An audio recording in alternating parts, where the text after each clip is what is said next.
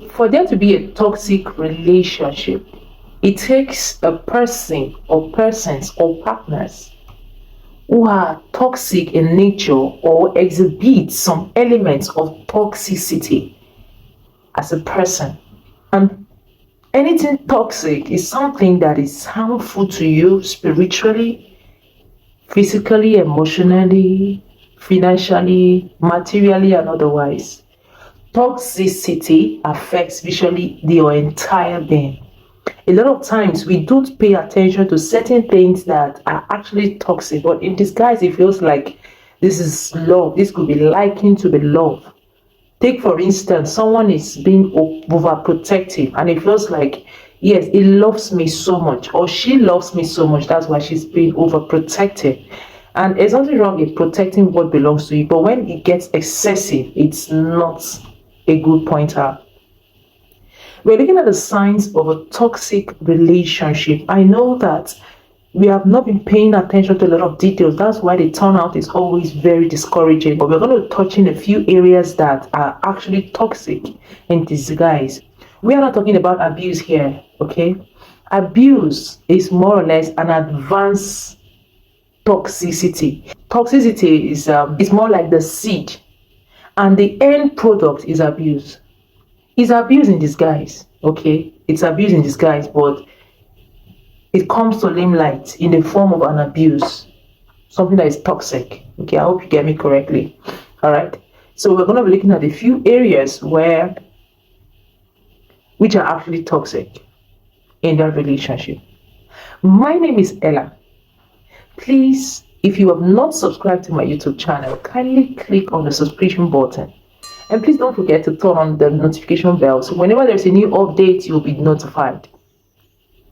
And to all my returning subscribers, I want to say thank you. I appreciate you a million times more. Thank you for keeping up and thank you for reaching out. For some of you that have reached out, I want to say I appreciate you so much and I'm praying for you. Also, the new subscribers, I'm also praying for you. I thank you so much. Do well to drop your thoughts about this topic of discourse in the comment section, or do well to do us a mail. Thank you very much. We'll be right back. Everyone needs a companion. We all know this. But the question would be, do we know how to sustain relationships? Because for most of the cases, we've all lost out on good people and relationships just because we couldn't keep them. And that is what we're about. Singles and Married Free brings you a practical guide to building a lasting relationship and enjoy priceless moments with your partner. Join Ella Columbus now as she takes us on this wonderful journey. Singles and Married Free. Welcome back. So we're looking at the signs of a toxic relationship. Unnecessarily sacrificing. They say two wrongs cannot make a right, isn't it? Sometimes you find yourself in a relationship where one person sacrifices more than the other party, more than the other person or the other partner, for the sake of peace, not because the person likes to sacrifice. There are times we just get ourselves so into the relationship. Oftentimes, if our heart is really there, if our entire being is actually in the relationship, we get ourselves sacrificing. But when it gets to the point where you are always taking blames, you are always putting the other, and there is no response from the other person. There's no mutual energy. But one person keeps doing the sacrifice. One person keeps bearing pain, sacrificing. One person keeps saying sorry all the time for the sake of peace. Let's just do it for the sake of peace. I don't want to die before my time. That is not a healthy relationship for a lifetime commitment. That's toxic. You are taking out your own happiness just for the happiness of the other, and you're not getting a mutual response. It's toxic and it's not healthy.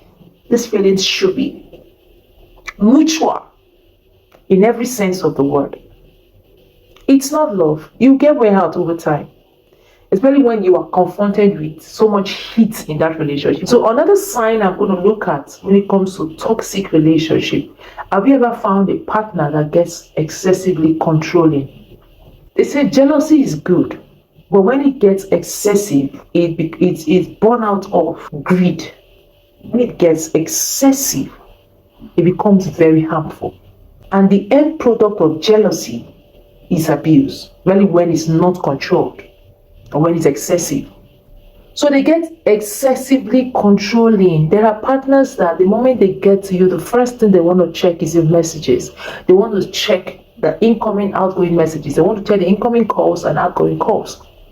There are other cases where they get agitated when you don't take your calls or where you don't respond to text messages, as at when they expect you to respond to it. That's toxicity. It is not healthy for a lifetime commitment. And that is born out of lack of trust.